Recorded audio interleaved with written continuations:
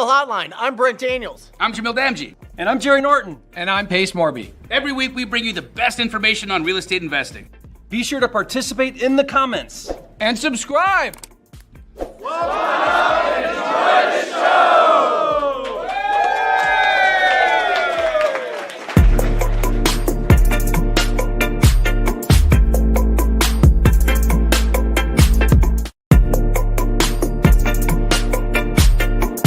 So thank you so much for calling Wholesale Hotline. That's it. Wow, that's great. Welcome to Wholesale Hotline. It is your boy Jerry Norton and Morby in the house by ourselves. Guys, thank you so much for being here. We are so grateful. Today is New Year's Eve. It was a fun day. Guys, guess what we did? Pace took a inner tube for a tubing, like on the lake, tied a rope to it, put it behind his side by side, and we pulled the kids around the property. So cool. Yeah, it's crazy. We got dumped on here in Montana, tons of snow, guys. Happy New Year's for everybody. We're going to be doing some Q&A, whatever questions you guys have going on. It's interesting. Jerry and I were sitting down in the kitchen a couple of hours ago talking about projects and fun things that we're up to. And I just bought a flip. He just did a flip. He made $150,000 on. And just talking about how fun this freaking business really is. It's not just about wholesaling. You also should be flipping. You should be doing some fun projects. Jerry's got a project in Puerto Rico right now where your project is, how much are you going to be all into that big house? A little over 3 million. Okay. Hoping to sell in the 7 to 8 range. Million. 7 to 8 million. Dang. So you'll make you'll pay very little taxes, if any, on that. Yeah. So you'll clear over $3 million. Yeah, or more. Yeah. Or more. Okay. Yeah. I love it. For 3, selling at 8. I'll have some costs. And do you know what the average American retires with in America? Two incomes. Okay, 2 incomes, retire at 65. What's the average? Couple $100,000. $363,000 as a family is what they retire with. Top 1% retires with $1.5 million. That's top 1%. You just made $3 million on one deal. You have double. Mm-hmm. That is the beauty of real estate. It is so freaking cool. Kathleen Martin says 2025 is a year to make dreams come true. Jared Donovan says Jerry's mic is not on. I can see it actually is on. Jerry, when you talk, I can see your. Closer. You are number 2. You just got to talk a little louder. Okay. You see I'm number 3, you're number 2. Yeah, I see it. Jerry's mic is on. I promise you it's on. Testing, 1, 2, 3. Mic is low. Hold on, let me turn you up. Testing. How's that sound, guys? Can you leave us a comment? Can you hear me okay? Still no. Is it that? It's not that one. Okay, hold on. Maybe. Nope, it's not that one. I'll fix it. Keep talking. Guys, just address everybody in the comments. They can hear you. Testing. Can you guys hear me? Testing. Turn it up. It's all the way up. All right. How's it sound now, guys? How's it sound now? Can you hear me now? 25 decibels. Can you hear me now?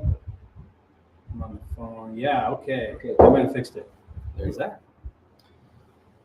All right, here we go. We fixed it. Kathleen says no. We can hear you. You'll be fine. You just got to talk really close. Okay. That's it. All right, guys. Thank you so much for being here. We appreciate you again. Galen says we hear you through Pace's mic. That's so crazy. That is not absolutely. I can see it on the freaking thing. Yeah, it wouldn't show up on there, would it? Yeah, hold on a second. Let's just double check. I think I know what's going on. Check this out, guys. I think I know what's going on. There you go. That's the problem. Now can you hear me? Now it's gonna be too loud. No, it's gonna be Can you guys hear me now? Can you hear me now? Yeah, they're gonna say it's fixed. Testing 1 2 3. Testing 1 2 3. Can you guys hear me now? Yes. All right. We're in business. Pace, you and I had a really great conversation, not this time we were hanging out, but last time, where we talked about what it means to become a real investor. Mm-hmm. And that level of journey, I think, in the game here requires that you own stuff, requires that you buy stuff. And that means you have to put some energy, some focus, some effort into capital. I know this is something that I talk a little bit about. I want to talk a lot more about it this year. It's something you talk about constantly, about how to actually get into deals and what it means to get the capital, either have the seller finance the capital or go raise the capital. Even with a lot of the deals that you and I do creatively and a lot of your community does, there's some money needed to bring to the deal, right? That entry fee. And so how vital is it to learn capital, how to raise it, how to structure it, how to get it, how to qualify for it, all the things? How important is that to becoming a real estate investor? It's critical. And I can tell you, when I first started in real estate, I thought of money as money. Just like everybody else here in the audience thinks about money is money. It's scary. Like the monetary value of a dollar. Oh my gosh, and it's dollars. Yeah. I now look at money as kind of like pieces on a board game. Like, oh, I need money. I might as well just ask, hey, player 2, I need to borrow money from you. It's like playing Monopoly. Like it's a widget. It's a widget. It doesn't seem like 10 years ago, 11 years ago, before I learned how to raise capital and where money came from, I would stress out about money and, oh my gosh, where does it come from? And this, that, and the other. And I have to have a lot of money to get a lot of money to do things. And now that I understand how to structure things, I can walk out in the middle of a brand new city, brand new whatever, same thing with you. And I can go make $1 million in 6 months because I know where money comes from. And it's vital. It's absolute, gosh, everybody's saying pace, fix your mic. The reason being is because you are so loud now and I'm not. I'm fine. I'm not. How's it sound now? I'm not off. It's just that I turned your mic up so loud when I was originally doing it. We're good. Your mic is just louder than mine. That's all there is to it. Okay. There we go. Pace. I want to do that. So Sandra says, I want to do that. So yeah, it's critical. And I can also talk about for a second, when you start thinking about wholesale, I argue with people that wholesale is a temporary business. Now I look at people like Jamil and I look at people like Brent who have them as permanent like fixtures in their life. Wholesale is a permanent fixture in their life. And I understand why that is. And I think that wholesaling can definitely make you rich. It made me rich. You know, rich meaning you're a millionaire. You can become a millionaire through wholesaling. You'll never, ever be worth 20, 30, $40 million a year, net worth from wholesaling. Yeah, I think that's a really interesting perspective because if you think about it, wholesaling is transactional. And what is the model? The model is I'm going to take a little sliver out of the deal for myself. I'm going to pass on the deal to someone else. I have to give them the lion's share of the deal because that's why they're buying it. They're going to go do something, add the value, flip it, or keep it. And so by doing so, you know, you're taking these little swings at a time, right? But it's transactional. Even flipping's transactional. And so if you're in a transactional business model, then the only way to make more money is to do the thing again and do the thing again. So where people get a little messed up, I think, Pace, with this is there are ways to where you can set in motion automation, you can build a team, you can be consistent. And there is a way to maybe step away from that business a little bit where now you've got people and systems and processes and marketing that's doing the heavy lifting, and maybe you're not so heavily involved, but it still remains a transactional business. And real wealth, I think, requires assets that are working for you behind the scenes, around the clock, all the time, because otherwise I don't know that you can compound a wholesaling business to reach that level of wealth. You can't sell a wholesale business. People will fight with me on this. People will say, oh, my friend, this guy on YouTube, I won't say his name because I'm actually friends with him. They go, oh, no, this guy sold his wholesale business. I'm like, no, he sold it on seller finance and the guy that bought it defaulted. Yeah. So, and if he hasn't, he will sooner or later. Correct. Now, why is wholesale, in my opinion, now this is my opinion, but why is wholesale a temporary business? Well, because you start realizing that the people you're wholesaling the deals to are the ones that are making 100,000, 200,000. They're the ones that are like, I'll give you a good example. A property I just recently sold is a property in Los Angeles in Mesa. Yep. And the property I bought, I gave the guy a $5,000 assignment. It was Doug Hopkins, who's like, I don't want to have anything to do with this deal. and I gave him $5,000 for the deal. I'm still buying from Doug. Yeah. I still buy from Doug and pay him a wholesale fee. But on that deal, I paid him a $5,000 wholesale fee. 5 years later, I sold that property. And over those 5 years, I got $80,000 in tax benefits. I got $150,000 in net cash flow. And I got a check for $380,000 after commissions were paid in equity growth on that property. When I bought it, it had no equity. And now here we are 5 years later. So he made $5. I made a collective of $600,000 on the same transaction. Yeah. And so it's the compound growth. It's also the tax benefits. So not only did he make $5,000 on that assignment, he had to pay 30% taxes on that $5,000. Yeah. So he walks away making $3,500. I walk away paying no taxes and getting a check for $600,000. And so when you start comparing the two, what happens is you get into the game of wholesale. The door is much wider, meaning it's easier to walk into the game of wholesale. But you walk in, you're like, wait, the people buying my deals are making considerable amount more money, whether it's flipping or buying and holding. And once your eyes are open to that, it's really hard to avoid elevating and upgrading. I kind of feel like this is going to sound bad, especially on Wholesale Hotline, but I kind of feel like wholesale is elementary school. And you would kind of laugh at somebody that's still only doing wholesale 10 years later. If they don't have rentals and they don't have other things going on, building houses, owning a hotel, having rentals, you'd kind of look at somebody and go, dude, why are you still in elementary school? What are you doing? Yeah, it's all developmental. That's the good news, guys. So wherever you're at in the journey, think of it like a developmental process. So like I like to say, Pace, that wholesaling is like freshman year, fix and flip is like sophomore year, single family rentals are like junior year, and then senior year would be like commercial or multifamily, right? Bigger asset classes. And so there's nothing wrong with starting in your freshman year, right? And getting going and transacting and learning all the skills that come along with that. But I think what you're saying is if you stay in that rut, you won't develop into becoming a more versed investor, and you won't actually reach those levels of generational wealth or multimillionaire status. Yeah. If you stay a freshman. Also, here's the thing about wholesale that one of the reasons why I don't wholesale full time anymore. One of the biggest reasons, I'd probably amount this to 80% of the reason why I don't love wholesale like I used to love wholesale.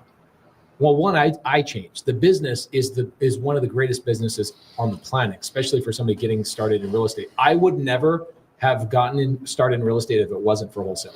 And you rely on wholesalers because you buy a lot from wholesalers. I do, and I teach people how to wholesale, and I teach people, and I wholesale probably 1/20th the amount I used to. We still wholesale maybe 2 deals a month, but here's the number one thing I despised about having a wholesale business.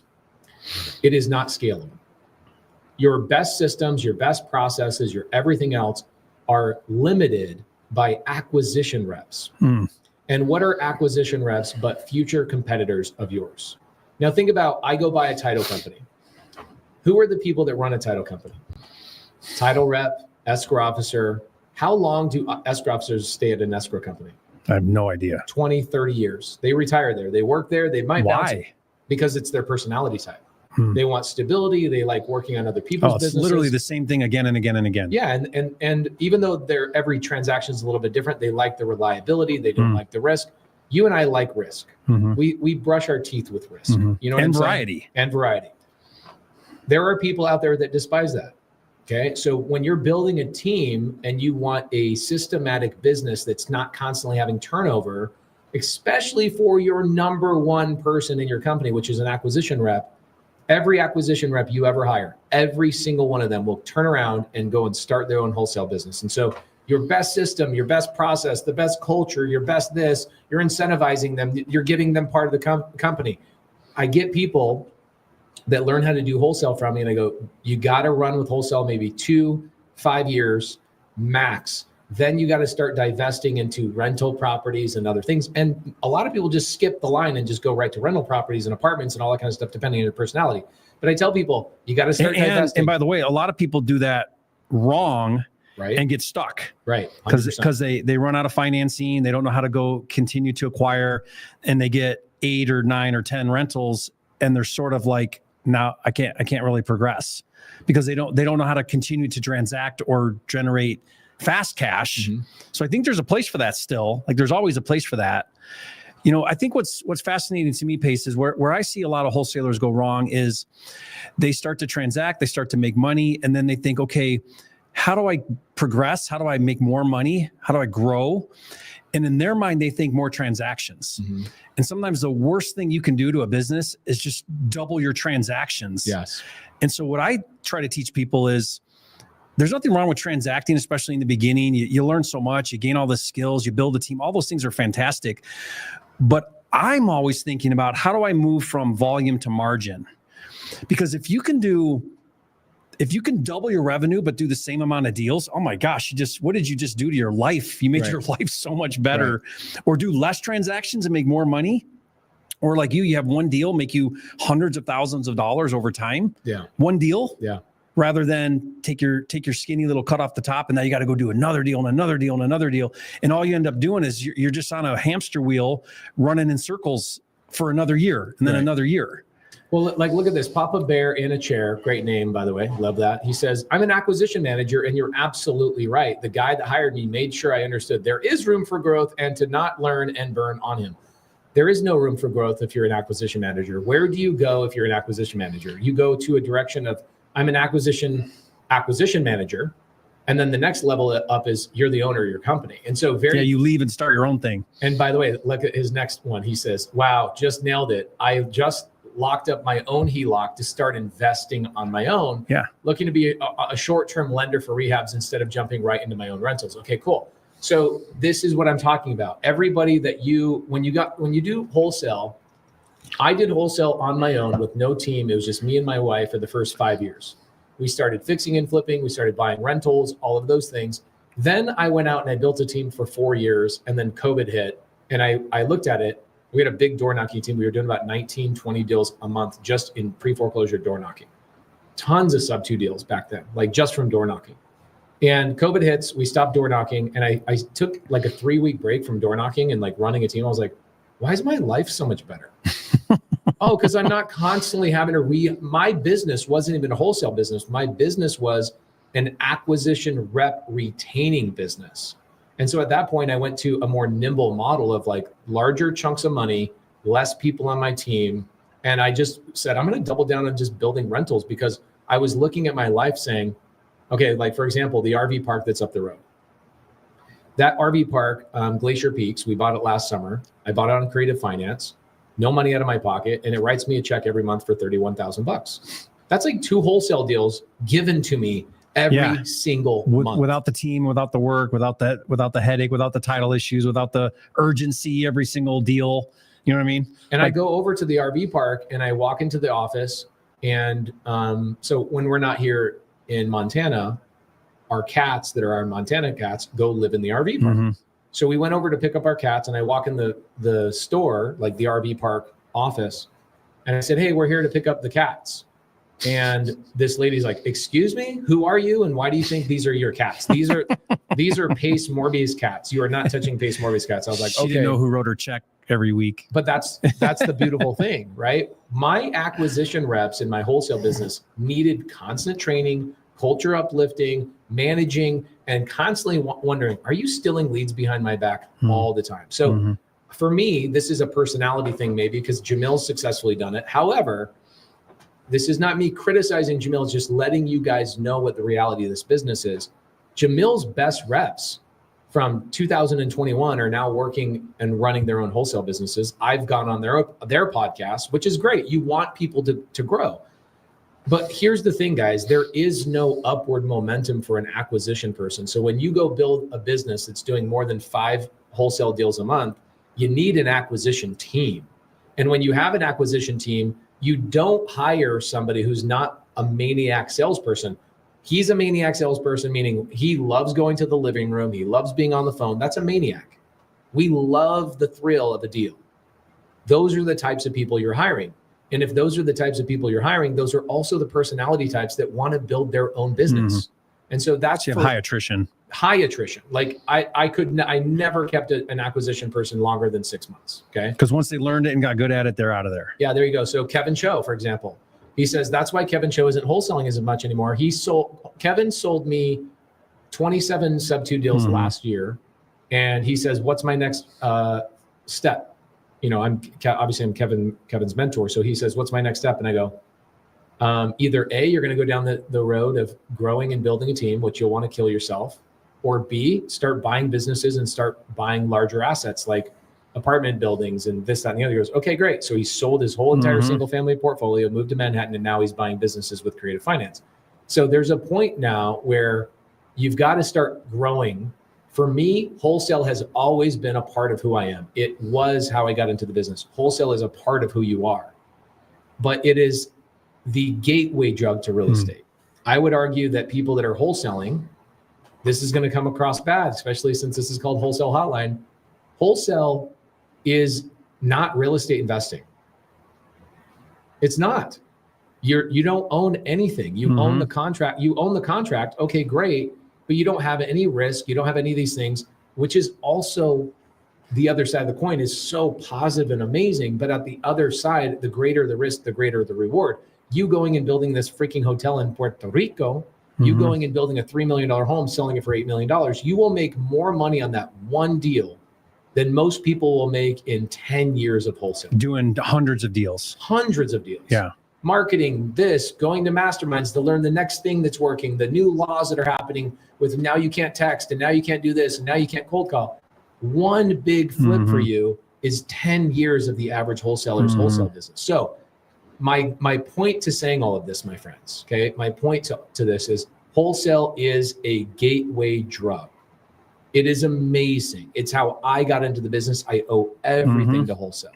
However, you have to start learning how to take down properties, right? Like I think a simple step would be, instead of just wholesaling the property, it would be your takedown method, which is let's buy the property, whether it's with like how would I take down a property and then resell it quickly where I actually own the property? You probably make a little bit more money by putting on the MLS. You make 2 to 4 times more if you do it that way. Okay, walk me through that.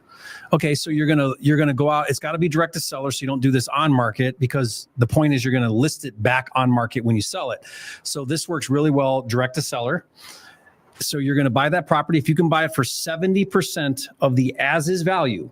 Now, when I say as is, throw ARV out the window. We're not talking about fixed up. We're talking about its current value as it sits. If you can buy that at 70%, get 100% funding. I'll fund the deals if it's at 70%. We have a funding program where we're doing that. I know you have funding that you offer. You go raise private money. However you get the funding, buy that asset with no predetermined buyer. You're not going to market to a cash buyer ahead of time. It's not a double close. You buy it with no predetermined buyer. You're going to do very little to nothing to the property.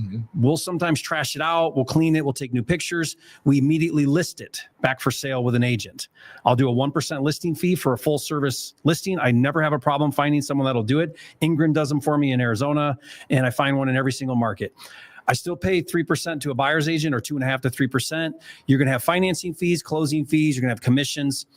But then when you go and resell that at current market value, you're carving out for yourself a 10 to 20% profit, depending on how it pencils. If you have any issues or it doesn't sell for as much, or let's say a buyer wants some concessions, whatever, you're making 10 to 20% of your resale value. That's usually for us and my students, double to quadruple what you would have made had you just did a straight assignment to a cash buyer. Now you're in the deal a little bit longer. We try to be in them 60 to 90 days, but there's still no rehabbing. It's basically wholesaling to a retail buyer. A lot of people call it wholetailing, but it's just one more step where you're doing the same thing you're already doing, but because you know how to now go get capital, just the capital, that's it. You're able to get the capital to buy it. You make 2 to 4 times more. Yeah. Why don't more people get the capital, buy it, and resell it? I know why. I'll tell you in a second. If you could double to quadruple your money doing nothing different, your acquisition side's the same. You got to get a good deal. Yeah. It seems like a very simple way I'll tell you why. You tell me if I'm wrong. Dimitri Van Camp says, hey, I have a $120,000 profit on a deal closing late next week. Probate deal, which I listed on the MLS. He bought it then. Yep, he bought it. Took it down. He bought it. Right? Contracted for 180, sold at 327 minus fees. So that's the takedown method. I'm taking it down. He probably, on that deal, I'll bet you he could have made a $20,000, $30,000 wholesale fee. Instead, he's making, what do you say? 125. Yeah. I have some really cool strategies that I do I'll tell you, let's finish this part of the conversation of why don't more people take down the property. Here's why. People are lazy and they want to do as little as humanly possible. And they are so busy scrolling on social media. This is the craziest thing. So the amount of people driving on the roads nowadays is less than it was 5 years ago because more people are working from home. The amount of accidents that are happening is double. Why is that? People are so busy scrolling on their phone. Oh, yeah. I got hit. My van's totaled. My wife got hit like maybe a month later. And then my son just got hit, all by people that are scrolling through their phone. People are so sucked into the social media stuff right now. I don't consume. I post, right? And then I'm out. But they're so consumed with like fast, immediate, get me money right now type of stuff that they won't take the time and energy to learn what a good deal is. Now, why do I know this? Because the majority of the brand new wholesalers don't learn how to comp a property. They don't learn how to build relationships with cash buyers to understand the value of a property. So what you just said of understand the value, the as is value, go get it at 70%. You lost them right at go learn the value of the property. Yeah. Well, they won't learn that. Here's what's crazy. So, we've been offering this program for a little while. I probably get, I don't know, 10 applications a day. Now, my lender, if we're going to give 100% to somebody to buy a property, then he's got a couple requirements. We have to look at credit. I know it sucks. Everyone wants to do real estate with no credit. We have to look at credit. And we also look at what are your cash reserves on hand. If I'm giving you 100% of the money, do you at least have some cash in the bank where you could make the payments for a couple months or maybe come to the closing and pay some of the closing fees, $3, $4, $5,000? I can't tell you, Pace, this has blown my mind. I can't tell you how many people have credit in the 400s. Do you know how hard you have to work at not paying your bills to be in the 400s? That's really hard. You're working hard. You're actually working hard to not pay your bills. Now, why do we look at credit? Because if I'm giving you 100% of the money, we'd like to know that you pay your bills. Yeah. Okay. The second thing is some cash. Do you know how many people, it's like consistent across the board, $3,000. That's the magic number that people have in their bank account. I mean, I remember a day where that's all I had in the bank account, but that's normal. I have people that are submitting for 100% funding and they have 400 credit score and they have $3,000 in the bank and nothing more. Yeah. People are living like that. And then they're trying to like, this is a question I have, Pace. So, and for everybody listening right now, how do you expect to run a business and invest in real estate if you can't even pay your personal bills? Yeah. And if you can't even accumulate $10,000, $20,000 in your bank account? How do you expect to do a business? It goes back to the acquisition manager personality type. So the average person that is out there wholesaling is not the average person, but the majority of the people, at least in the circle that I'm in. By the way, Jeffrey Long says, you're still doing a service for somebody with wholesaling. Now, guys, I've wholesaled more than 99% of people on the planet. I still wholesale more than 99% of people on the planet. That's not the topic here. The topic is not, it good or bad? We don't like wholesale. We love wholesale. We're talking about at some point you've got to open up your opportunities. Otherwise, you're going to burn yourself out on wholesale. You just got to keep developing, keep growing. There you go. That's it. Why would you keep reading the same book? You already read the book. You know what I'm saying? Yeah. It doesn't mean the book was bad. It means it's time for you to read the next book. You know what I'm saying? So, Jeffrey, we believe with you 100%. We are on the same page with you 100%. Now, it's the same personality type. 18 to 35-year-old young dude building himself into real estate. Okay. Now, not all wholesalers are men. Obviously, 51% of the Subto community is female, but we also don't wholesale only. We do everything, right? So I look at these dudes, and when they were on my team, they'd get a big commission check. What would happen? They'd stop working for 3 weeks. Oh yeah, classic. Yeah. Oh, dude, it was. Yeah. So I used to have a guy named Tino that was on my team. And I'm like, as I hand him his commission check every 2 weeks, I'm like, let me guess, you're going to take this and you're going to go to San Diego and you're going to be gone for 2 weeks. And then you're going to come home and you're broke again. And then you're here every day grinding super hard. And you're here on Saturdays and Sundays. Then you get a big check and that cycle starts all the way over. He was also the $3,000 in your checking account kind of guy. It was, as long as I have enough money to pay my bills, I'm this good. month, I'm going to stop working. Yeah. Whereas, again, back at the start of the episode, I was talking about how I don't look at money as money anymore. I look at money as a trinket or a tool or a widget. People starting their journey, especially acquisition people, they look at money as money. Now, here's how most people that are starting out think. I used to think this way too. This is how I know this. They think that this is how they think. If you have $10,000 in your bank account, they think, okay, that's 2 months of expenses. Right? That's how people divide the amount of money in their account by how long it will last them. But here's the message I tell people with this, because this is like fresh on my mind right now because I'm seeing this so much right now. Yeah. Guys, 2025, I have a YouTube video I was telling you about it coming out about this. If you weren't able to succeed in 2024 and get started and gain some sort of financial security or whatever, if you think that you can start a business and run a business, and if you think you can invest in real estate and you can't even manage your personal finances and you can't even accumulate more than $3,000 in the bank, you won't do it. You won't be successful. That's such a fundamental thing. And it just takes some effort, guys. In 1 year, you can fix your credit with effort. Yeah. You can fix your credit. Pull your report, look at it in the face. It shows you your deficiencies. Pay those freaking bills off that are at collections right now that are wrecking your score. You know what I mean? Yeah. Get a second job, start your side hustle, when you're done with your 9 to 5, start your 6 to midnight. Take that money, pay down your high interest debt. Did you know that the average consumer debt in America is $104,000. Now that's credit card. That's 3 things: credit card, student loans, and automobile. 104,000. The average American has 104,000 in consumer debt. That's crazy. At high interest. And $3,000 in their bank. And $3,000 in a bank account. I haven't been there with the consumer debt, but I have definitely been there where I didn't have enough money to pay my next day's bills.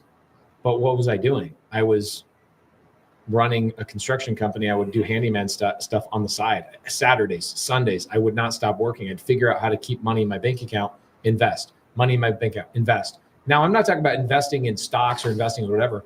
A lot of times investing in myself, learning a new skill, going to a raising private capital class or going this, okay, then implementing it. Okay, now I'm adding little like elements of armor to become like a stronger warrior, right? You're investing in yourself and spending that money. I never looked at money.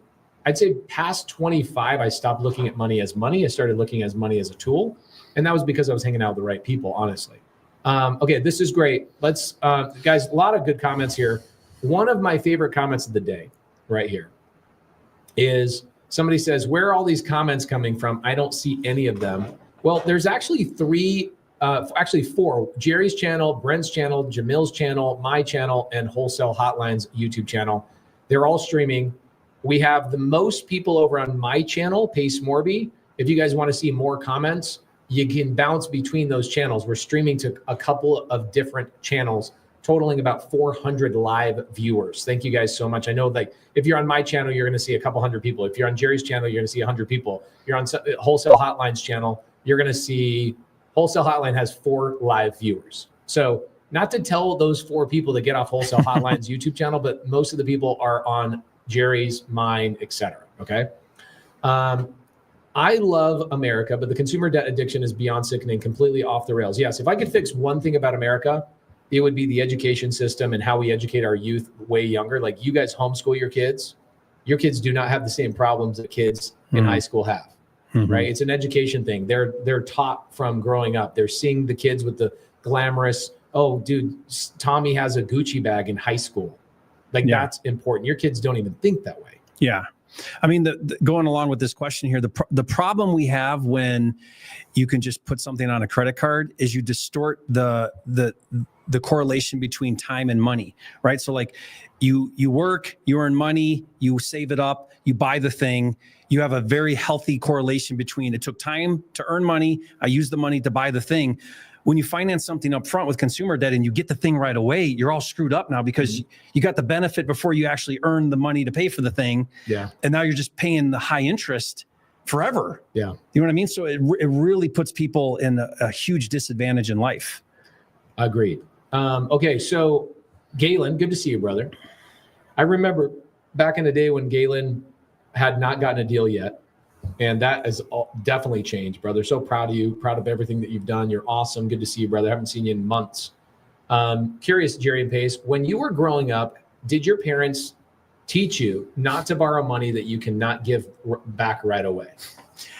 My parents taught me nothing about finance. And well, actually, they modeled how to not do things. My parents were very poor managers of money. We had the power turned off from not paying the electric bill, right? We had all the things happen, me growing up. So I had a very, I was very driven to make my way, earn money, become self-sufficient, but not because I was taught well, because I was taught poorly. You and I are exactly the same. I just gave my dad a $10,000 loan 2 weeks ago. So like my look, and I'm not putting that my dad doesn't watch this podcast. You guys don't know my dad's name, but my dad would never watch this. All my dad knows is that I have a big house and that my dad can come over and ask me for money whenever he wants. And it's, you know, the last 4 or 5 years, I've had to like limit him from doing this. So I learned the same thing, what not to do. And I tell people frequently that the main motivating factor in my life every day is fear. I'm actually afraid. I operate primarily out of fear, not fear of, oh, what if I make a mistake? Fear of if I'm going to be anything like my mom and dad financially. They're still married. I met your mom and your dad. Your mom's awesome. Your dad's freaking amazing. Amazing people. But financially, my parents are nowhere I would ever want to be. We grew up in a family of 12 kids. My dad worked his guts out, so I learned my work ethic from my dad. I know you did too. Same thing. So I learned amazing things, but financially, I should have stopped paying attention to my parents at age 16. Yeah. I should. They never told me where to put money. Now I borrow money from private money lenders and I go buy stuff. My dad and my mom would never even know that that's something you could do. Now, Rebecca Meadow, she says, Pace, Jerry, if you're looking for private investors in your deals, how do we raise our hand to learn more about investing with you? Email me personally and I will put your money to work. Yeah, me too. PaceJMorby@me.com. That's my personal email. If you want to invest with me, I just looked at my list of private money lenders I owe money to. I owe $1.9 million to private money lenders. I'm sure you've got a significant chunk of money of people. Yep. I pay every month in interest on them. I probably pay somewhere around $19,000 to $20,000 a month in interest to those private money lenders. Happy to give you interest as well. And a lot of them are 6-month loans, 12-month loans. I go buy an RV park.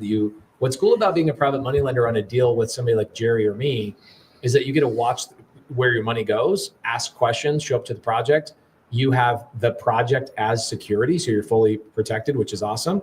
But email me, pacejmorby@me.com. What's your email? Yeah, JLNorton1234@gmail. It's my personal email. He made that when he was 14, guys. Don't judge him. I had 4 kids, actually. 1, 2, 3, 4. I need to update that. That was when you had 4 kids? Yeah. That's how long I've had that Hey, email. guys, email me, JLNorton12345678910@gmail.com. Homeboy has 10 kids. What? I would say to Rebecca too, you know, when you have a conversation about being a PML, make sure you come prepared for that conversation. And what I mean by that is know what kind of deals you want to be in, know how long you want to have your money out. Because if you tell me, hey, I've got $100,000 I want to lend, those are the questions I'm going to ask. I'm going to say, okay, well, what kind of security do you want to have? Are you okay in a second position? Do you want the money back in 3 months, 6 months, 9 months?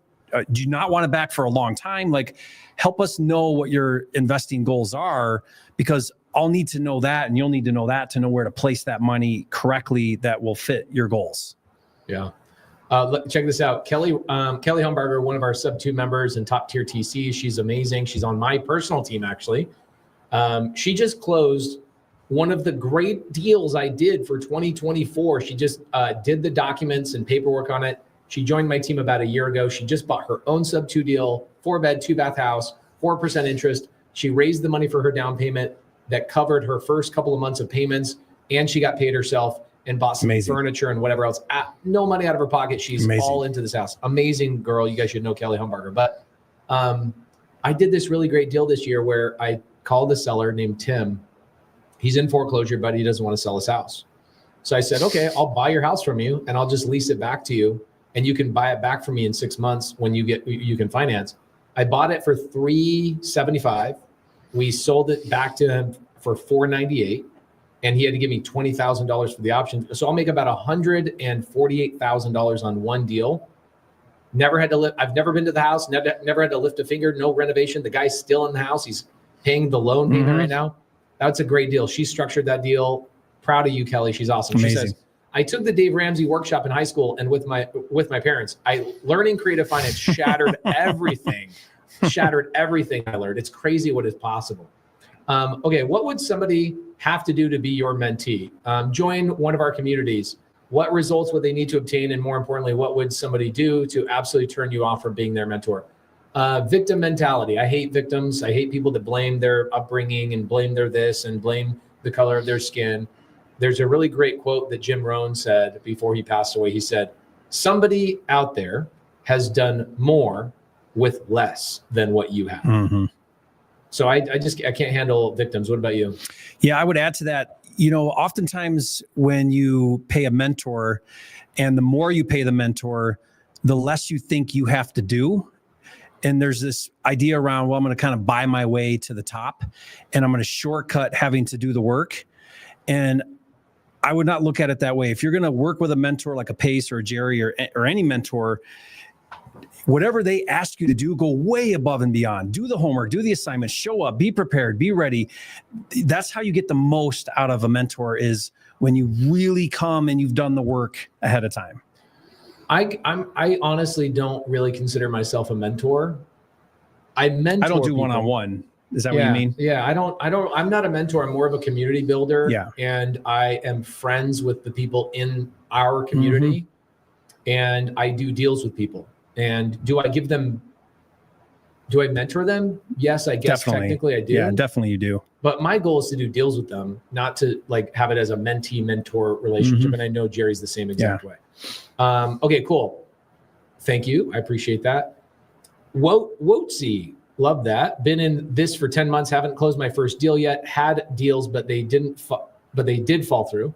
My main problem is that I struggle with too much opportunities and motivation to where I shut down. Okay, cool. So anytime, I'll tell you straight up, I've been teaching and helping people for 11 years. Jerry's been doing it even longer than me.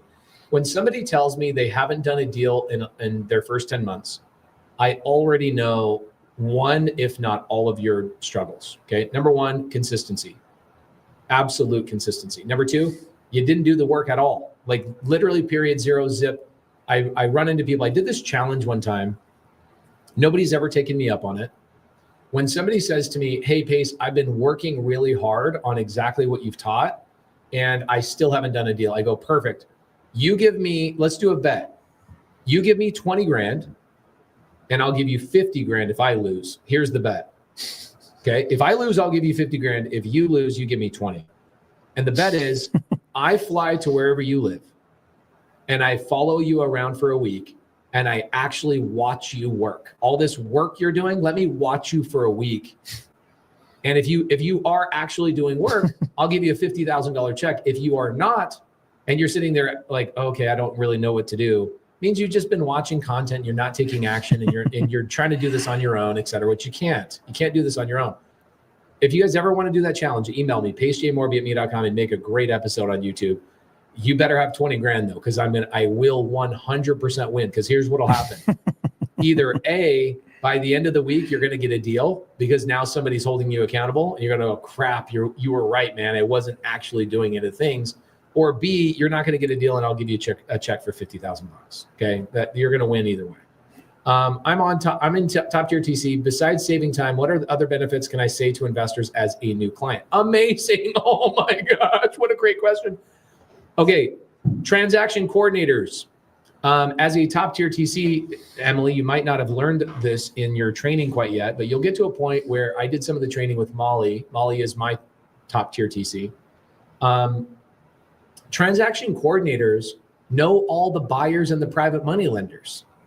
Think about that. Every time you do a transaction, you communicate with the private money lender, the hard money lender, you communicate with the buyers, you know everybody. You are the most connected person in the business. So how did I learn this? Well, my wife was my transaction coordinator from 2013 to 2018 when we had Corbin. When we had Corbin, she's like, fire me. I want to be a full-time mom. I was like, no problem. I got you. But during that 5 years, my wife made me more money she would help me wholesale my deals to other buyers she was doing transaction coordination for. She would also bring me other deals I could flip from other wholesalers she was doing transaction coordination for. You bring so much value. You are the most connected person in every real estate transaction. That is a great one to start with. There you go. Before I send my contract off to the title company when virtual wholesaling, should I reach out to an attorney in that market to look over my contracts? Okay, no. Here's what I would do. Hire a transaction coordinator, you knucklehead, and have your buyer pay for it. Email Molly@pacemorby.com, and Molly@pacemorby.com. She will connect you with a really great transaction coordinator. Also, here's another thing you should be doing. Open up your escrow with Creative Title. They do Subto, seller finance, novation agreements, lease options, every single thing you can imagine creatively. They do refinances, they do cash deals, they do regular wholesale deals. Just open your title with Creative Title and escrow. The website is getcreativetitle.com, and they will help you out. Pace, you were born a mentor. Thank you, Amy. By the way, Amy wrote me an email a couple of months back. She's like, I need to learn how to raise money. Now she's raising money like crazy. Super proud of you. You're killing it. Jeffrey Long. When I first started real estate, my very first year, I knew I would hire a TC while I focused on the money. I was too stupid to realize that until my wife smacked me in the face. Okay, cool. If we put a property in an LLC and create membership agreements in California, will we have an issue evicting a non-paying co-living member? No, you will not, because it is a club. It is a membership. They are not a tenant. Great question. This is very much goes with the pad split mentality, which is pad split does not have tenants. They have members. So no, you would not have a tenant. They would not have tenant laws. They would have membership laws that would all be dictated by the LLC and the operating agreement that you created. Pace, I want to do a deal with you, Pace, an OPM deal, other people's money deal. Okay, then give me money. PaceJMorby@me.com. I'll put your money to work. Okay. April Elias just made $300,000+ on a flip that I funded. I love this. She is constantly my team's favorite person. And she's such a shining example in the Subto community. She's going to be teaching a bunch of classes on fix and flip. She just did a banger fix and flip in, I don't remember. I went and visited it, but I don't remember what state it was. It was either Rhode Island. I don't know all your states over on the east side. I'm sorry. They all blend together. They all blend together. They're all New York City to us. Okay, cool. Can't wait. I'm so proud. April, I am so grateful to be your friend. You are so cool. I love everything about you. Your husband is so amazing. Amazing people. Okay, cool. If you're going to be a PML, please understand how to underwrite, what lien positions are, et cetera. Guys, DM me the word safety. The Subto community built a free course that shows you how to be safe in every real estate transaction. And we give that course away to everybody, even if you're not in Subto, even if you're in Gator, doesn't not matter. The Subto community built that just for everybody to protect themselves, okay? Lou Swan, that's a good smile, dog. Dang, I wish my smile was that good. Man, that's tough. It starts with the lack of financial education early. I'm thankful I come from a family that gave me that knowledge. By the time I was in high school, I had above a 730. Bro, I didn't even know what that meant. Yeah, me neither. When did you move out? When you went on your mission? Yeah, 19. 19, and you went on your mission to Argentina. Mm-hmm. That's why you speak Spanish. Mm-hmm. It's not because you're Mexican. Nope, it's not because I'm Mexican. Argentinian. Thank you, Jay. Appreciate you, brother. Freaking really appreciate you. He says, these dudes on screen are simply incredible. Thanks for being you. And guys, I love this business so much. Jerry has been my hero for so many years. I get it. Today I'm pinching myself. I'm talking about YouTube with one of my YouTube heroes in my kitchen. Yeah, that was fun. My life is good. I get to hang out with really fun, cool people, and I'm grateful to be here. By the way, tomorrow, starting in 11 hours and 11 minutes, I will be going live at 4 a.m. Mountain Standard Time all day long. Tomorrow. Wow. For New Year's Eve. I said, I want to ring in the new year, giving you guys amazing game. What I'm going to be doing is talking about 25 deal types that you can use in 2025. Wholesale is one of those 25 types. One. Jerry, what's your email again? JL Norton 1234 @gmail. That's so funny that you made that email when you only had 4 kids. This man has 10 children. Okay, 10 freaking children. They just came over here and annihilated your house, Pace. That's what the house is for, bro. Corey says, "Do you mentor?" No, we are community builders. We recognize that when you want to be successful, you need a group of people. Jerry and I grew up in a heavily religious background, still very religious. We are both LDS, Latter-day Saints, Mormons, as you might call us. We're like diet Amish people. We're like a diet Amish. We're very old worldly. And we grew up in a church atmosphere where everything was about giving to each other and helping each other out. And it was all about community. I grew up, my parents woke me up at 5:00 in the morning. I imagine yours did too. Seminary? Well, no, I didn't go to seminary. You had your seminary. Mine was not early in your morning. high school? No, it was early morning, so you had to go before school. I was so spoiled. Yeah. My high school. Yeah, because Utah had it. Yeah, Utah had it. So my parents woke us up at 5 a.m. and we would read the Bible verse by verse by verse. We had 12 kids in our family. Jerry's still trying to catch up to my mom and dad. And we would share ideas about how are we going to implement what we learned today as we went out into the world. And when I got into my adult years, I was like, is not how everybody operates. Like nobody operates this way where you collaborate and you work with each other. And when I got into construction, it was very cutthroat. And that's why Jerry and I have such a feeling of community. We want to grow community because we know I can't be helped by just one person. I need hundreds of people around me that help me. One person's better at this, one person's better at that. So we built communities. Yeah. Okay? Yes, diet Amish, or maybe Mennonites. We are Mennonite light Mennonite. There's a huge LDS temple in my hometown, Independence. Bro, see if they're on the foreclosure list. I'll try and buy it sub 2. Let's go.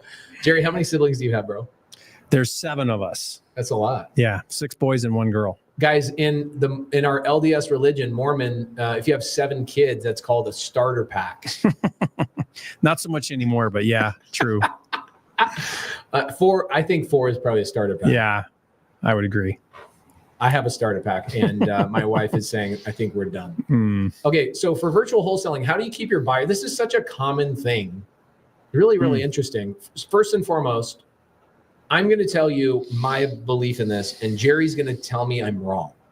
I hope you tell me I'm wrong. Okay. Alexis Sanchez is saying, for virtual wholesale, how do you keep your buyer from talking to the seller to be safe in case your buyer doesn't take your deal? Okay, so Alexis, if your buyer takes the deal from you direct to the seller, they are a wholesaler, okay? They are not a buyer. Quality buyers would never go around you. So if you're finding buyers in Facebook groups, that is not a buyer. That is a wholesaler lying to you that they are a buyer. If you want a buyer, I'll show you how to, hey, Alexis, I don't know where you live. Gosh, dang it. I wish I did, but I'll show you how to find a buyer that is verified buyer. Watch how fast I can do this. We'll go, we'll start on Google, and I will go to this awesome freaking site called Propwire. Okay. And I'll do this for free, by the way. Propwire is free 99. Okay. So if we're going to go and find buyers that I know have actually closed deals, I can go to propwire.com. I'm going to log in. You guys can steal my login, or you can just get your own because you can get a free login. Okay. Propwire trying to promote something to me, and I always buy it. It's all good. You already bought that. Okay, so property type. Well, here's what I want. I want cash buyers, right? Yep. Pick a market on the to the left there. Let's pick Birmingham, Alabama. I love that's. Have you ever been to Birmingham? No. Freaking cute city, dude. Somebody told me don't go there. It's called Murderham, Alabama. It's such a cute. So these are all cash buyers. These white dots. Okay, so I could click here. I want to filter though. I want to find one that. How can I find one that has bought maybe more than 4 in the last 5 years? Go to the owner drop down right there. Okay, owner. And you could do years of ownership, or you could do it properties owned down there. Property owned. Okay, so this is how you make sure you're finding a legit buyer. I'm going to do 5 properties owned. And then you could do they own them in a LLC. That usually tells you they're serious. Yeah, in business right there. Yep. Okay. 16,000, my friend, right there. So you could start messing around with this, and you could get smaller and smaller and smaller. We could go, all right, I want to find somebody, you know what? We got to find somebody that has 20 properties or more. That's going to take it down crazy, right? 85. Are you kidding me? What's up with all these rich people in freaking Birmingham, dude? It's definitely not. You could also go back to the owner one. You could go to years of ownership. Okay. Or you could go to, let's see, go to the financial one. I think it might be that one. Okay.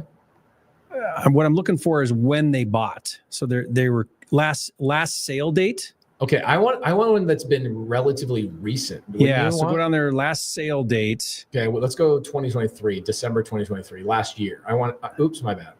I'm so stupid. Yeah, you do that on the. Go to the from to. Where? Yeah, so go to that date. Yeah, there. Now that one you'd go back to a year or 2 years ago. Okay, let's go to 2022. Yep, and then on the next one that would be put today's date. Yeah. Oh, dude, thank you, man. This is how you get free Propwire support. You just get next to the guy. It didn't thing. Oh yeah. Okay, so you got from 2022 to 2023. I'm stupid, dude. I'm sorry. It's okay. I think you had to hit the date. Click on the date. Yeah, there you go. Did it update it? Okay. Now save and close. Watch. 874. So what I like about that is these are active because they just did stuff recently. Yes, in the last 12 months. Yeah. These are verified, bona fide buyers. So this is where I hope you fight with me on this. Okay.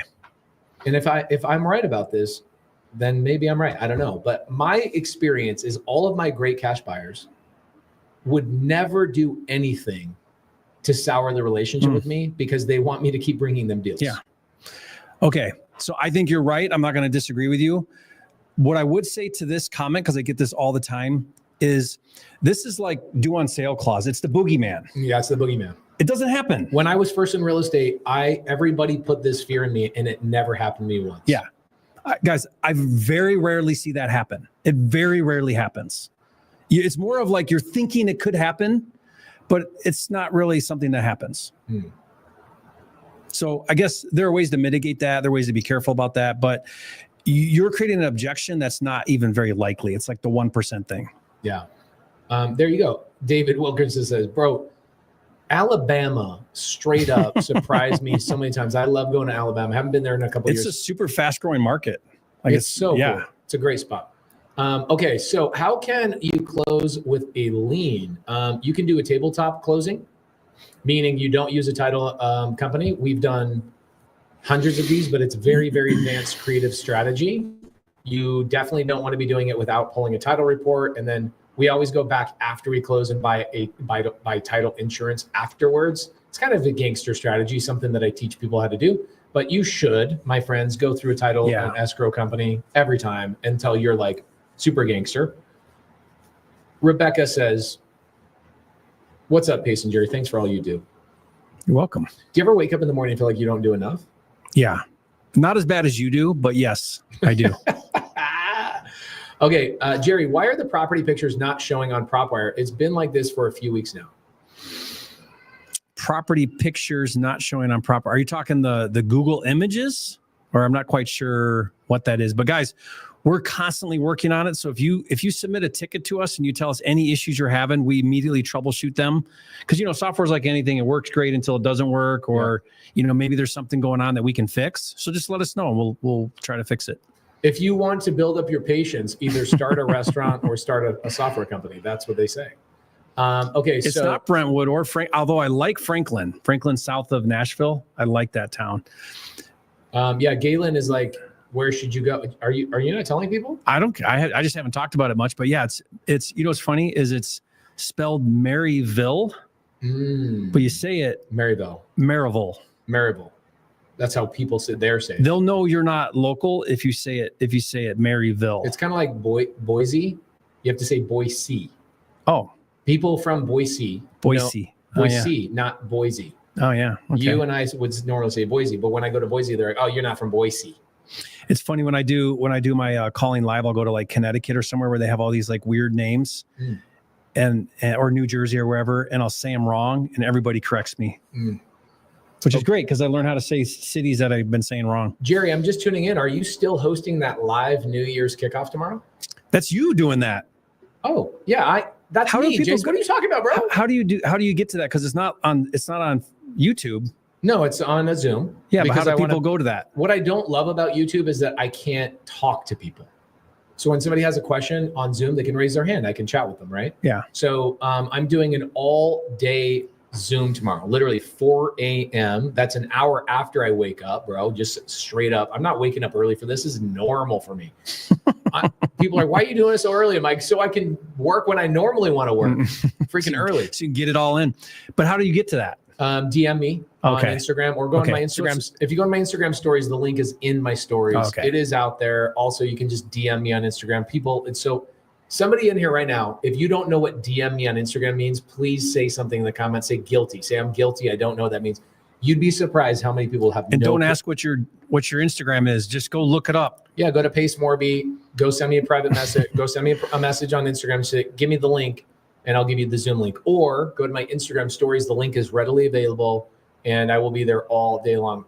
Jerry, when do you call live? Yeah, now I do live calls all the time, but I'm not doing them right now like on a schedule.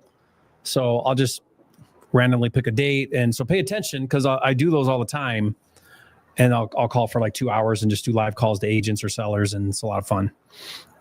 Do you do those like straight up live YouTube or do you? Yeah, just do them straight on YouTube. What I do is I won't pull the screen and show the address. This is why I don't like to do it either. What I'd like to do is just record them, do them live and record them. Yep. And then go back in and show how I came to my number, why I did what I did, comp it, all the things, because it's one thing to listen to like me on the phone doing live with a seller, but you have no idea. I'm looking at it right now. I'm coming up, I'm asking questions, but people don't really grasp why you're doing that. I got to show you this video. So a couple of months ago, I'll pull this up and I did Pace Morby calls. I had a round table right here at this exact table. It was me and 4 dudes sitting at this table. We called agents. I think you watched that live. I can't remember where it is, but it's in. I did watch that one. Yeah, there it is. So if you look at this, oh my gosh, I'm literally wearing the same hoodie, sitting in the same spot. I'm such a disgusting human being. I wonder if I've actually washed this hoodie since then. That's the better question. Well, don't you have like 5 of those in your closet? I have a whole box in the bar, and I just keep pulling them out. So this, I love that you bring this up because this right here, I'm on here for 2 hours just calling agents live, right? And we're doing a round table where it's just kind of competing, me and Jordan, me and Jordan, me and Jordan. Jordan's the guy in the cowboy hat. I've bought a couple RV parks from him. He's a great leader inside of Subto here in Montana. If you guys are in Montana, Jordan Reyes is an awesome guy. Myron Briley is generating leads for us by blasting out LOIs. Yeah. My wife says I've washed it. I already watched that one. You got something new? Thanks, sweetheart. I love you.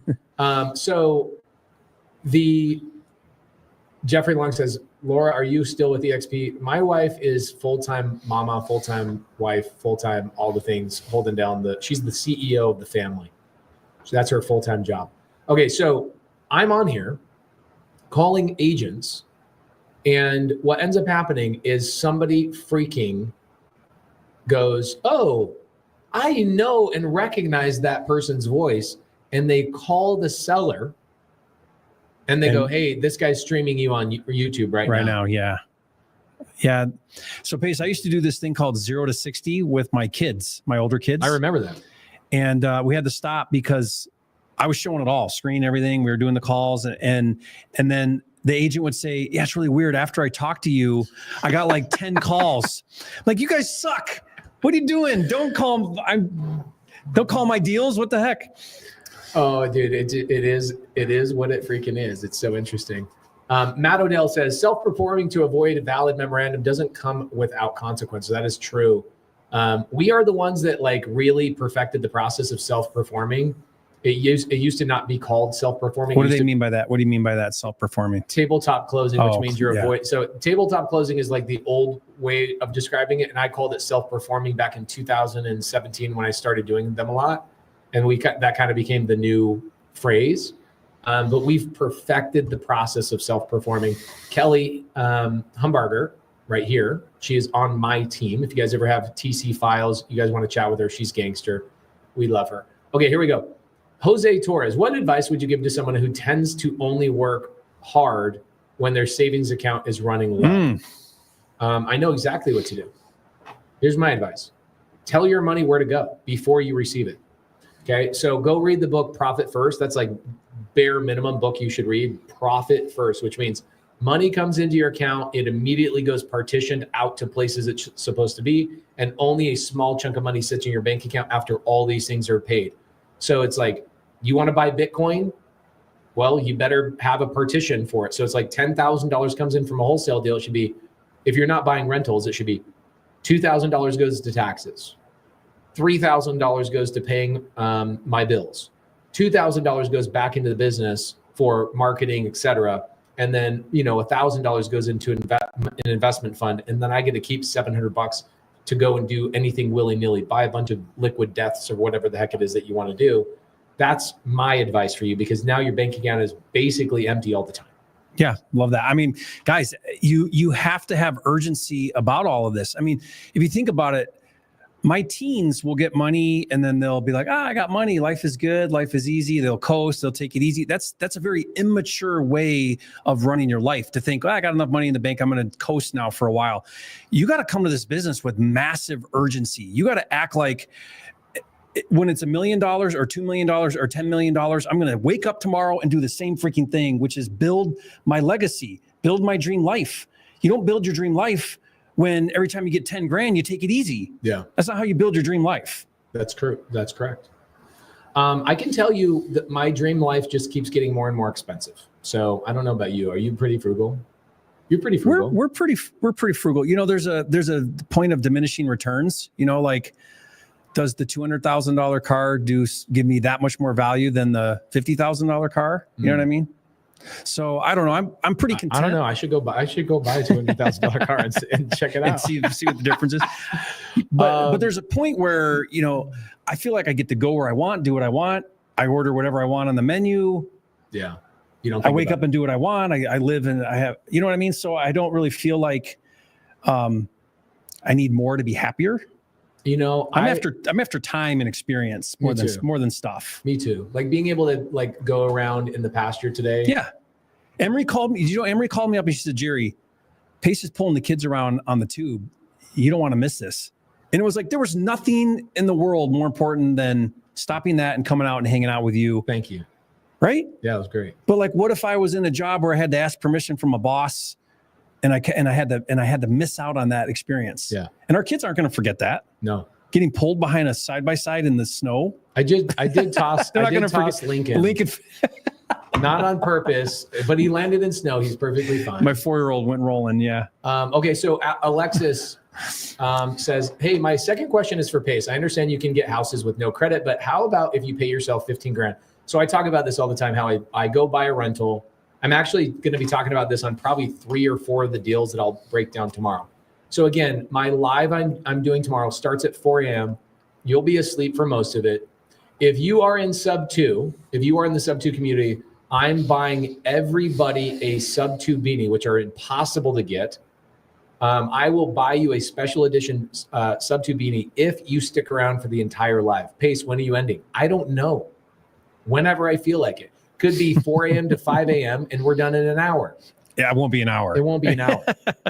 But anyway, there's no way it'll be an hour. If you guys want to come on that live, please DM me and just ask me for the link. We'll get you guys the link. My wife. Do you want me to come over and do anything? If you need to talk about something or board, I'll run over here. I would love for you to come in and talk about a couple of wholesale deals you've done. All right, what? Because I broke down I did. My wife and I did wholesale from 2012 to 2018, almost exclusively. Can I talk about anything else? Because that's boring. I'd love maybe talk about your hotel deal or I'd love to talk about your, I don't know. The hotel deal is super fun. It's creative finance too. Maybe we talk about a takedown method. I have you come on and talk about a takedown method. Something that you are excited about. Okay. I'll send you, I have 25 deals that different strategies that paying myself on a Subto deal, Subto to retail. I'm literally everything you can do in creative finance and 5 regular boring BRRRR deals. They spelled Burr wrong. They meant to spell it Boring. Okay, not Brrrr. Okay, Boring. It's pretty boring. it's pretty boring, and it sucks going through a bank. Anyway, Lucas says, I don't want to screw up your cadence though, so tell me when. I don't know. I'll text you in the morning. Okay. 4 a.m. You come over whenever you want. It won't be 4 a.m. But Alexis, the answer is no. I've never had anybody ask me, even when I first started. Remember this. This is a common thing I get. You get it too. Well, yeah, but you guys are rich and you guys are this, that, and the other. Like, yep, you're right. I was born that way. Like the doctor handed me a basket and it was all this money and experience and skills and the ability to communicate with people. I didn't have to work for it. I didn't have to go pay for mentorships. I didn't have to go join. In fact, do you guys know how I met Jerry? In a mastermind. Yeah. I met Jerry in a mastermind and I was like, oh, that's freaking Jerry Norton. That's the guy I want to become friends with. That's how I met this guy. I paid for access to rooms I want to get into. I had to learn all this stuff. But one thing is sure, I've never gotten a credit check from a private money lender. Never happened. Yeah, they once. don't ask for it. Yeah. Pace, can I read this comment that I texted you the other day? Yes. So it's on my YouTube channel. I did this video where I broke down. Oh, I love this comment. Okay, yeah, this is great. I did a video where I break down how to make $1 million in profit flipping 13 deals. Yeah. And it was very concise. Like, you got to get it at this ARV. It's got to be this type of rehab. You got to buy it at this price. And I broke it all down, everything. So I get this comment. It's real easy. Buy a house for $285,000, put 75 into it, and voila, it's worth $513,000. Easy peasy. Why not sell it for 1.5 million? So 1.5 million. You would make 1 million with only one sale. Oh, Pace tells me to get 0% seller financing. Wow, 2025 will be an awesome year. I mean, it's oozing with sarcasm, right? I mean, I know this guy so well. I blocked him from my YouTube channel. He's such an idiot. So he, and I, he's a nice guy. You got it up here. Right? Yeah, I got it up here. So my response was great. This guy, I don't know who he is because he doesn't use his real name, and I've told him to email me multiple times, and he just won't. So he says to me, it's illegal to buy 0% seller finance. You're doing everything incorrect. I'm like, okay, so here's the IRS stipulations, and here's this, and here's the way we do it. Here's the letter. So you engaged and gave him answers. Oh, I've been so polite to him. Yeah.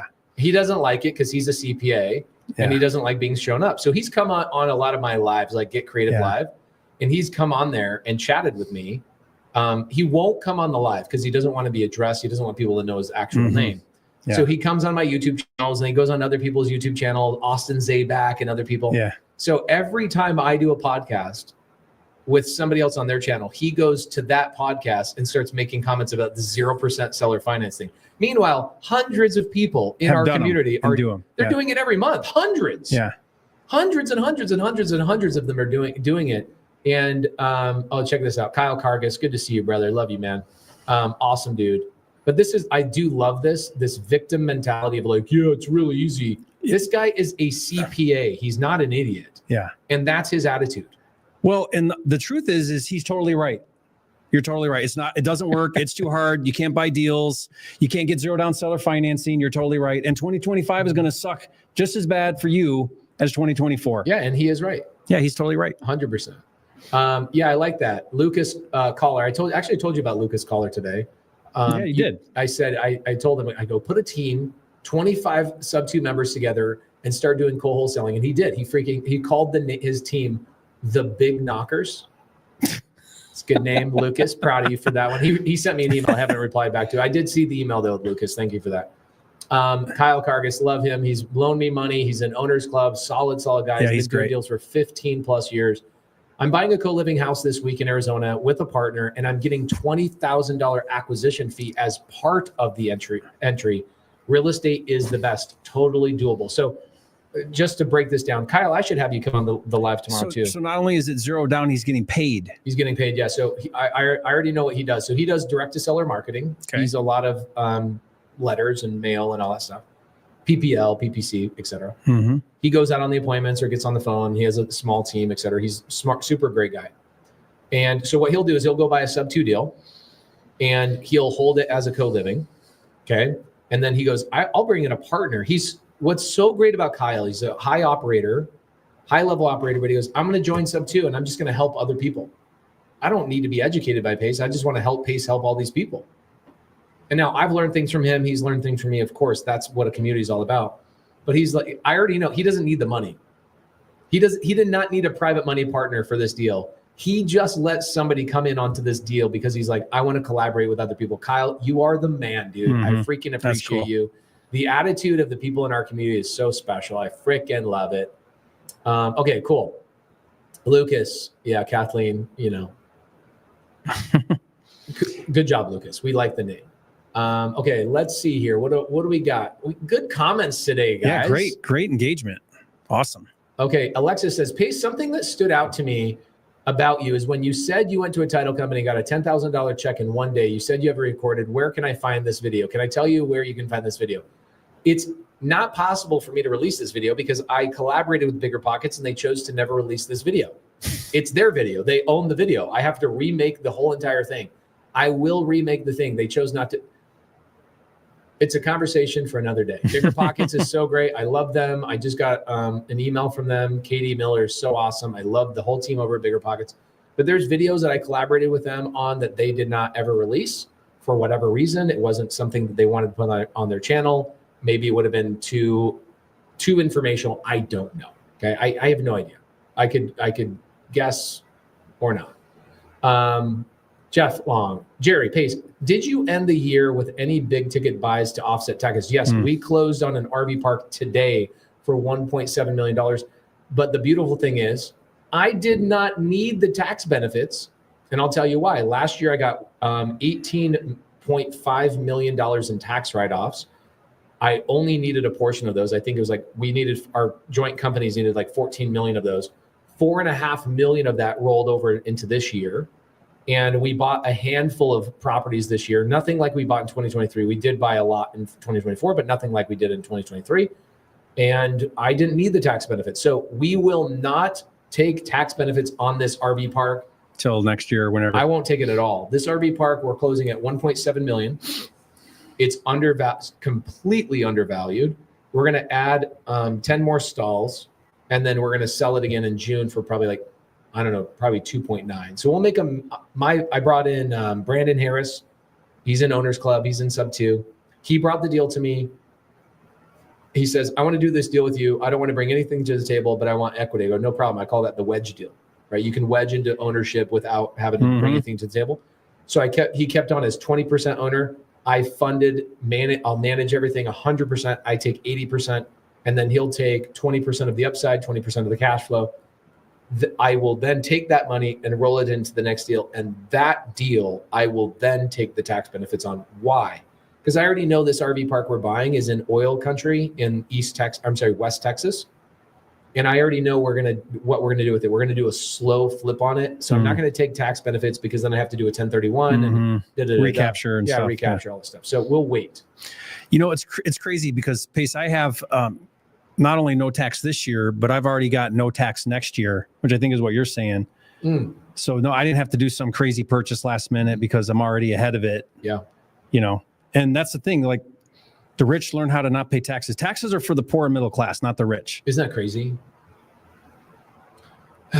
It's sad, but it is true. And people like, oh, it's not fair. Well, it is fair. We create jobs, right? We are incentivized by the IRS to go create jobs and opportunities for other people. And so they incentivize us by saying, hey, you'll get to keep more of your money if you help other people produce more income. So more families feed off of us, which is awesome. We are so grateful for those people. I love them. Kelly Humbarger, one of my team members, is right here in the side chat. But we provide opportunities for families, and for doing that and finding and also providing affordable housing like rentals and all of those types of things, we get tax benefits, which is awesome. Okay, Tiffany Sehar.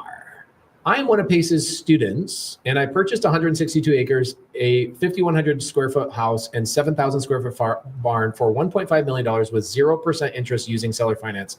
These deals definitely do happen. Tiffany, you and I need to do a podcast about this. Email me, please, pacejmorby@me.com, and we will make it.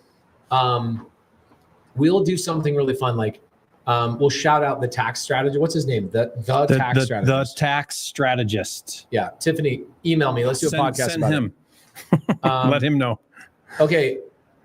Yes, Jeffrey, we did a whole podcast about this. We do know about the misfortune with short sale queen. Any learning lessons to earn? Here's what I would say. I know very little about it. She actually was listing a property for me in Texas, a Subto deal that I owned in Houston for 3 years.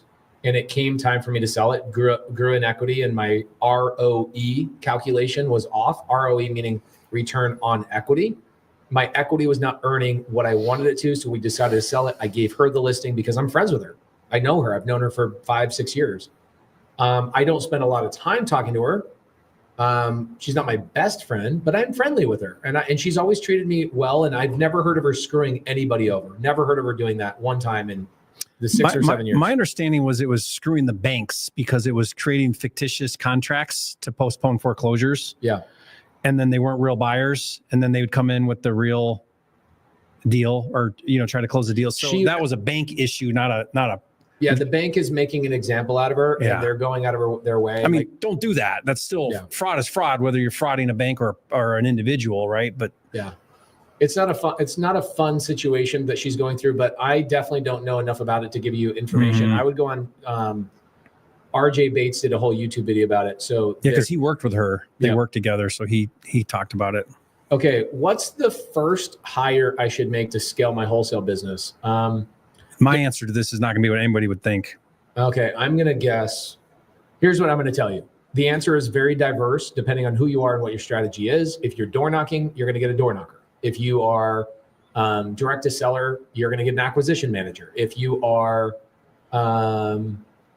let's say that you're virtually wholesaling, you're going to get a VA that's probably doing your cold calling and your follow-up and those types of things. I also would say right now in 2025, my first hire would be this. You won't guess this. I would hire a company called Prop.ai to do all my outbound calls. And I would get rid of all my cold calling to an AI assistant for $1,000 a month. That's the first hire I would do. What about you?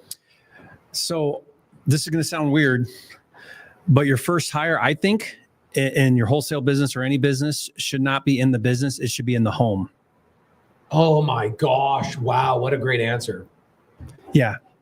A cleaning person, a groundskeeper, a handyman, somebody that can wash your car, somebody that can do your yard, somebody that can just because if you can free up space, because think about how much time it takes you to manage a home. Yeah. And if you can free that space up for you or your wife, do you know how much value it added to my life pace when I got a once a week cleaner that came to our house? I don't know why I didn't do it sooner.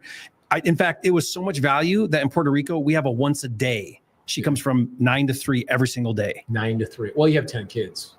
Yeah. And goats and chickens. And then we have a grounds person that's 40 hours a week that just does painting, changing light bulbs, the golf carts, the cars, the David. Yeah. And awesome, it's been, that brings so much more value than an assistant or a cold caller or any type of person like that. Because when you can free up bandwidth on those menial things that you don't want to do. Now, if you like to wash the car, fine, wash the car. But I'm talking about the things that take away your time and energy. That's going to free you up to do so much more in your business. That's a whole topic and conversation by itself, which is so great. Hey, Rob, bro, I love you, man. You're one of the best fathers I know. Amazing, amazing guy. Rob Van Harris. Pace taught me all about depreciation. It literally changed my life. So good to see you, brother. He's an owner's club, super sharp, amazing guy. You guys should know Rob Van Harris. Probably one of the most chiseled dudes I've ever met. He's chiseled out of marble, straight out of marble. Okay, so just real quick on this. I love that you took it that route because I actually used you. You didn't know I used you 4 years ago. I was telling my wife we need a nanny for months. I was like, we need a nanny. We need a nanny. But my wife is part Hispanic. She's just like super gangster. She wants to be like, it's me or nobody else is going to do the mom stuff. It's me, type of stuff. So one night we go to dinner at your house, and it was the first time I got to go to dinner and like really meet Anne Marie. And she prepared dinner. We had kids running around. You remember this night? Yeah. Okay. And you and I are sitting at one end of the table talking. My wife and Anne Marie are sitting at the other end of the table talking. And you had been encouraging her to get a nanny for months. Yeah, months and months. And I heard your wife and her saying the words nanny, nanny, nanny. So on the drive home, my wife, who probably is listening right now, she says, I got an idea. I think we should get a nanny. You're like, huh? And I go, I freaking love that idea. That's amazing. If you want to. Anyway, so we got a nanny, a part-time nanny. My wife still is full-time mom, but we don't have 10 kids like you guys do. You have multiple people helping as you need to. But we have a part-time nanny, which changed my wife's life. Like, you can go do things, and you can actually, when you have 3 kids, bro, you go from 2 kids to 3. That's because they outnumber you. Yes. So it was like right there. Anyway, game changer. This year, but Laura is, I mean, like there's moms and then there's moms, and Laura is like, you see in her, she loves being a mom. Yeah. She just loves same with your mom. So it was your you can just mom see on it in your her. house. She just loves being a mom. So this year in January, now I know tomorrow is the last day of the year, but every year in December, Molly, who is my head of operations, she is my right hand. Everybody loves Molly. She is so special. We all love Molly. Molly sits down with me for about a 4-hour session, and she goes through my calendar before this meeting, and she finds 100 things that I have done in the year. Unique things, like waited in an airport, had this meeting with so-and-so, went on this podcast, flew here, did this. She finds 100 things, and she categorizes them as like, these are a waste of your time. You need to stop doing them. Well, last year she did it, and she was like, I see all these blocks on your calendar of like what you're doing. Like, you're doing a chore here, you're running a thing here, you're fixing a thing. She's like, we need to fix this, because you probably could pay a guy $4,000 to $5,000 a month, part-time, maybe even full-time. And you could find somebody that would save you 40 hours a month. I go, yeah, but I really love washing my car and doing my thing. And she's like, yeah, but think about all the people on your team that you're taking time and energy away from doing more deals, raising more capital, doing whatever. And that's what sold me. I was like, you're right. I'm probably spending 10 hours a week doing stupid things. And so I hired Nathan. You remember Nathan? Yeah. So Nathan works for me full time, and I pay him better than I just quoted you or what I just said. But Nathan works full time, drops off my cars, fixes this. Mm-hmm. This thing needs to be done. Hey, check in on the dog, do this. And I found that he only needs to do that 4 or 5 hours a day. And then the rest of the day, he answers my emails in my lending business, and he sends my underwriter. He does the first underwriting. So he learns how to do lending, and he does the handymanning. Bro, there was a backlog of 100 things I wasn't even getting done, because even though I had 10 hours, I wasn't doing it. It was, what a great piece of advice. Yeah. Honestly, if you took everybody away and I had to start over and I can only hire one person, it would not be in the business. It would be in the home. So good. What great freaking advice. I was not expecting that whatsoever. So good. Kyle Carga says, hey, thanks, Jerry. That perfectly aligns with Dan Martell. Buy your time back. If you don't have an assistant, you are the assistant. Kyle's got a couple of really cool daughters as well. He has a daughter. He brought them up for community camp. He's like, I want to come to community camp this year, but my daughter has motion sickness. And he found this little wristband that got rid of her motion. Yeah, my wife uses those. Yeah. Really good father, dude. Really, really cool father. Are you writing off the nanny or sitter? Well, here's the thing. He lives in Puerto Rico. He doesn't need to write anything off. Do you normally, though? Yeah, for sure. Okay, cool. Yeah. Love that. I write off everything. It's a business expense, because how do I run my business if I don't have help? 100%. Uma to Uma. Pace, can you hook me up with someone in the Sub-2 community that lives outside the USA and is buying Sub-2s? Yeah, I just did a whole podcast with Mel. We have probably a good 300 or 400. Send me an email, pacejmorby@me.com. I will introduce you to Sub-2 members if you are also in Sub-2. If you're not in Sub-2, I don't want to bother them. They hang out with each other. I don't want to introduce non-Sub-2 students to Sub-2 students. They're busy working with each other. Okay. Not enough arms to hold everyone. That's true. When you have three kids. Yeah, you're outnumbered. Kelly says, this is such a good video. This is the last episode of the year. And you and I get to hog the whole thing. Bro. We don't have to share with anybody. So good. Okay. Lucas says, if I want a wife who will be my transaction coordinator, do I look for a wife who does TCing or a TC who is a wife?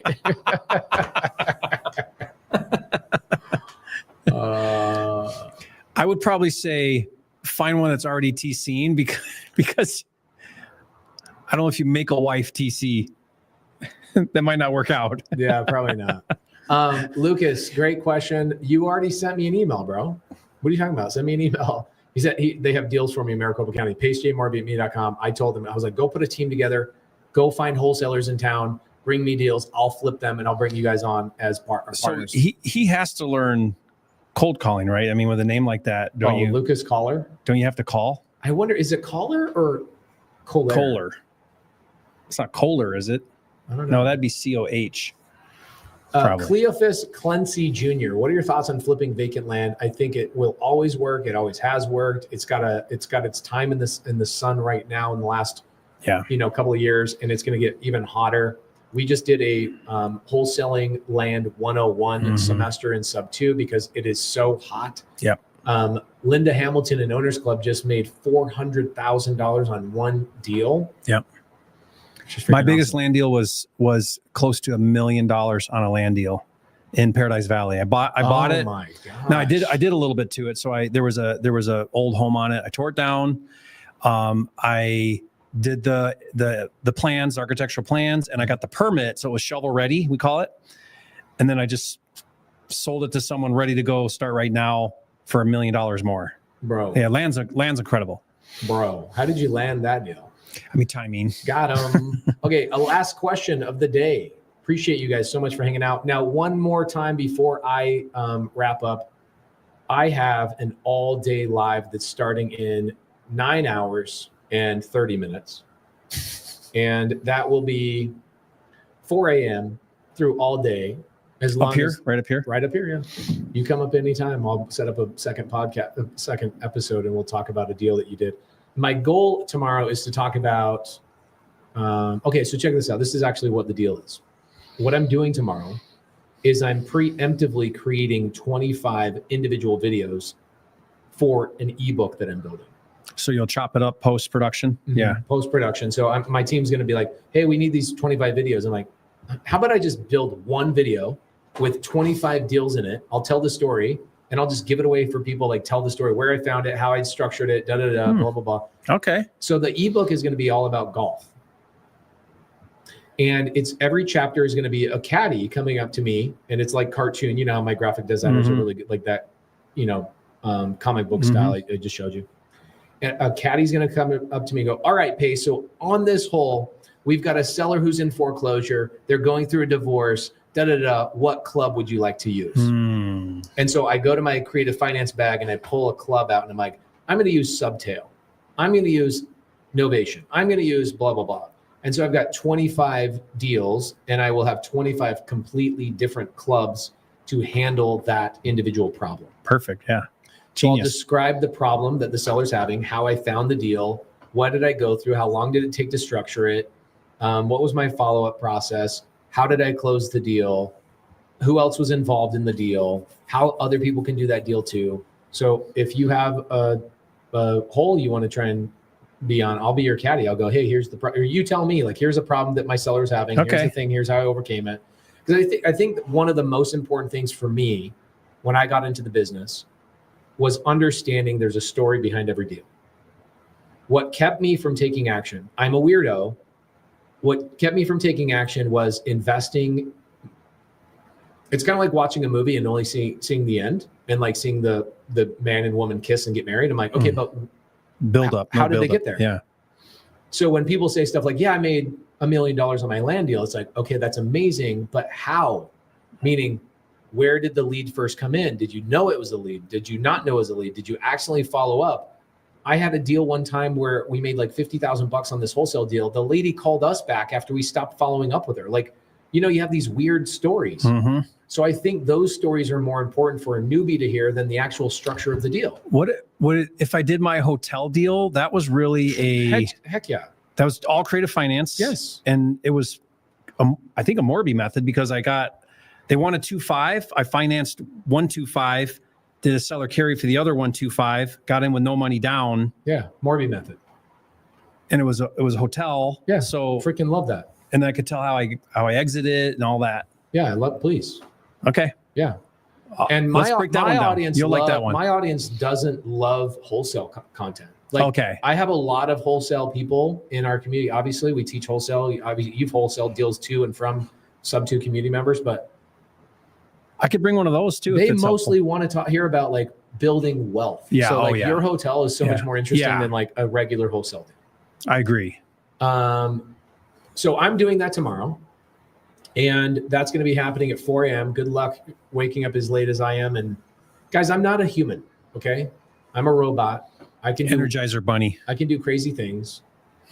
Jerry, what is something you want to promote, talk about, tell people you're doing, maybe a live with your wife, maybe something you got coming up that you want to push or promote? We've got some big things coming up in January. We're going to be launching in Propwire a premium leads feature, which we've been working on for a while, which is the really hard stuff to get. They can only get at the county. And we've got The premium. an entire team of leads that's going to go, because that's what it takes. It takes VAs actually to go into each of these individual counties, follow all these specific processes to get the tax delinquents or the code violations and all of that. So we're going to be launching that here in the next couple of weeks. We're really excited about it because it's been a big project to get these specialized types of leads. So yeah, I guess I don't have anything yet about that, but just keep an eye out for that. That's something I'm pretty excited about doing. I love that. That's freaking awesome. Yeah. Guys, thank you so much for hanging out with us. Tomorrow is New Year's Eve. Please make out with somebody hardcore. I will be. I will be 100%. My wife, send my wife a DM, guys, Laura Morby. I met her 15 years ago yesterday. She slid into my DMs. She sent me a message and she says, it was 3:00 in the morning. She sent me a message. She says, "You're hot." That's all she said. I'm 26 at the time. She's 22, 23. She sends me this message. As a polite man, I said, "I would love to take you on a date." So I took her on a date the next day, which would be tonight. Okay, tonight would be our 15-year ago. We went on a date to Kona Grill. I got a white pizza, bacon, garlic, the works. And then I took her home. I gave her a hug. Did not kiss her. The next night was New Year's Eve. I got my first kiss New Year's Eve. That's the hack, guys. You're afraid to go in for a kiss? Just make sure your first date is on New Year's Eve. Yeah, you're going to get a kiss. because you get a pass, like you're allowed to. I got a pass. Yeah. So I got my first kiss with Laura 15 years ago tomorrow. So I'll make sure she comes in at midnight on my live. If I'm still going till midnight, that's lunacy. If I go to midnight, I'm stupid. But for those of you guys that are getting your tickets to Squat Up Summit, please go to squatupsummit.com. We just came out with a new method where you can reserve your seat with a couple $100. We already got Jordan Peterson. We got David Goggins. Jerry Norton is speaking after David Goggins. David Goggins is warming up for Jerry Norton on day number 3. Super excited about Squat Up Summit. It's going to be in March in Dallas. Please get your tickets. We already have 2,200 tickets sold. We will sell another 1,000 tickets. It will sell out 100%. And that's for certain, guys, because you were telling me the venue cannot hold more. So it's not like, oh, we have more room. No. Once it's out, it's out. That's what happened last year. We sold 2,100 tickets. We had like 3,000 people wanting to go. We had standing room only. The fire marshal allowed us to have another 100. Do you remember? It was packed all the way to the back. All the way to the back. People were lined up on the back wall. And they were pissed about it. Yeah. Well, they were happy to be there, but yeah, they were. No, I mean the venue. Yeah, the venue. Well, the fire marshal gave us permission as long as people were standing like against the back wall and there was enough room to get around. Oh. But the venue was not happy about it. So this will be 3,000? 3,500. 35. That's another 1,500. Another 1,500, yeah. It felt huge last year. It was, yeah. Grant Cardone, Cody Sanchez last year were both like, are you kidding? This was like one of the greatest events I've ever been to. This year, Grant will not be there, but Cody Sanchez will. We've got some other surprise guests coming, musical appearances, all the things. I'm actually the most excited. Jerry's always my favorite speaker. He's one of the few people I sit down in the front row and take notes when Jerry speaks. Then we also have 3 members from our community that are taking the big stage, stepping up the big game, stepping in front of 3,500 members in front of our own community. I'm excited to see them upgrade themselves and speak in front of that big of an audience, it's going to be really, really I mean, cool. Pace, if you could pick, and I'm not just saying this, if you could pick one thing to do next year, one event to go to, hands down, this is it. Like, Yeah. don't miss it. If you're in real estate, I don't know why you'd go to any other event. To be honest. You're not going to, you won't learn more anywhere else. You won't network more than anywhere else. Yeah, people stay out in the hallways till 2 o'clock, 3 o'clock in the freaking morning, connecting and making partnerships and lending money to each other, selling deals to each other. The way we cultivated and built this event was primarily around the networking, not around the event. The event is world class. We hired Barry Baumgartner, who runs all of Tony Robbins and Dean Graziosi's events. The event is so world class, it's ridiculous. However, nothing compares to the networking in the hallways. It is epic. So Cody Sanchez will be there this year. David Goggins just signed with us a couple days ago. Jordan Peterson, Jerry Norton, Jamil Damji, and a couple of other really, really big names. Look forward to seeing you guys there. And by the way, thank you guys for tuning in with us. 400 people hung out with us for New Year's Eve. Thank you guys. Yeah, you guys are awesome. Anything you want to say before you leave? Last thing people are going to hear from you for 2024. Can we go sledding again around behind the four-wheeler? Guys, we actually have people coming in for Day with Pace this week. We will definitely take you guys on the sled and the inner tube around the pasture, and we'll do some wild stuff. And we're going snowboarding, right? Yeah, we are going snowboarding. Yeah. Thank you guys. Happy New Year. I'll probably see a couple of you guys tomorrow. DM me for the link so you guys can come into the Zoom I'm doing tomorrow, and we're going to be breaking down now 26 deals because Gary's going to come in and talk about one of his deals. Guys, thank you so much. We appreciate you. We'll see you next year. Or just say squat up. So squat up and enjoy the show. Yeah. Yeah. Okay. 1, 2, 3. So squat up and enjoy the show. What are you doing? I didn't say nothing. Why? I don't know. Okay. So squat up and enjoy the show. Cool. I think we should use the one where Jamil doesn't say anything.